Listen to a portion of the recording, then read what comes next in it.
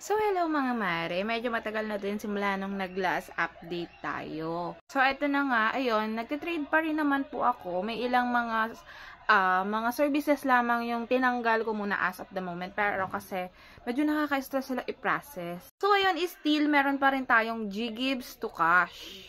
So, in case may mga Ggibbs kayo, makikita nyo yan sa Gcash app nyo.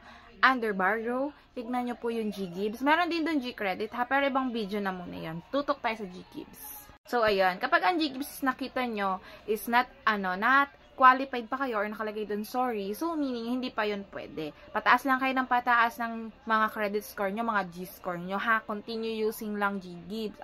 Continue using Gcash. Lahat ng features niya. Send money, buy load, G-save, so on and so forth, okay?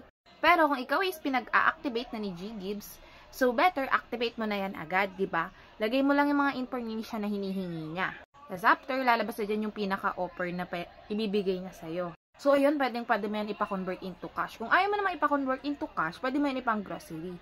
Pwede mo rin yan ipang-bili ng mga gadgets sa mga store na tumatanggap ng Ggibbs payment.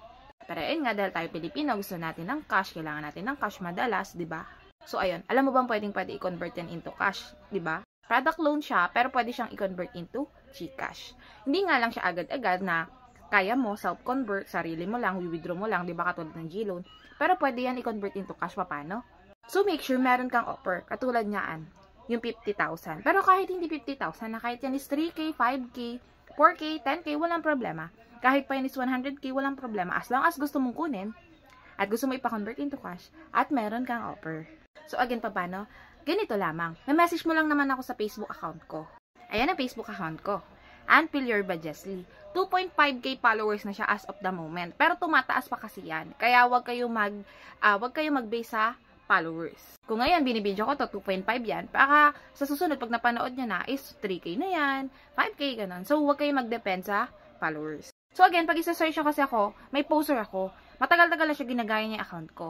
So in case na may message nyo ko, tapos nakita nyo mas mababa yung followers, block nyo na lang po yun. Pero again nga, wag po kayo mag-base sa followers kasi baka mamaya ang mangyari, mababa yung followers, ay biglang mag-boost siya ng followers, tumaas yung followers niya, ganun, tapos mas mababa na pala yung akin, tapos ako pala binlock nyo, diba? So ay wag kayo mag-base sa followers. Again and again, wag po kayo mag-base sa followers. Ano po ang gagawin para malaman kung ako ba talaga yung kausap?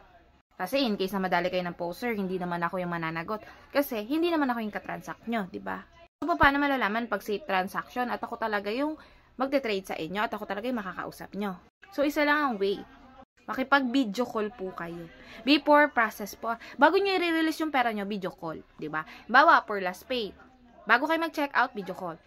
For Ggibbs. Bago kayo mag-pay with Ggibbs, video call. Video call po, video call. Again po, sa lahat ng platform ko po, sinasabi ko po na makipag-video call po kayo, ha? So, kapag wala po kayong video call, meaning, hindi po ako yun. Hindi po ako nagpapalos na sira yung cellphone ko, hindi ako makapag-video call, naka-FB light ako, something, ganon. Basta, make sure, makikipag-video call po kayo, ha? Kasi may gumagaya nga po ng account ko. Meaning, poster yun. Gumagaya ng account, poster, hindi po ako scammer yun. So, kahit pangalan ko yung nandiyan, kinukuha niya lang yun. Ginagaya niya lang. Kinukuha niya yung mga post ko, kinukuha niya yung mga picture ko. So, make sure makikipag-video call kayo, ha? So, ayun po, again, in case na interested kayo ipa-convert yung Ggibbs nyo into cash, dahil nangangailangan kayo ng cash, diba? Para hindi na kayo kay kumpare ng utang, maichismis pa kayo, diba? So, ayun, ipa-convert nyo na lang yung mga Ggibbs nyo. Again, dapat may offer ka sa Ggibbs, ha? Minimal lang to. Real time din tayo. Sobrang mura lang ng pin natin. Negotiable din tayong tao. So, message lang kayo sa blue app ko, Facebook account ko, Anpilier Bajesli. 2.5k followers as of the moment. Pero, again, makipag-video call po, ha? Ayun lamang. Salamat!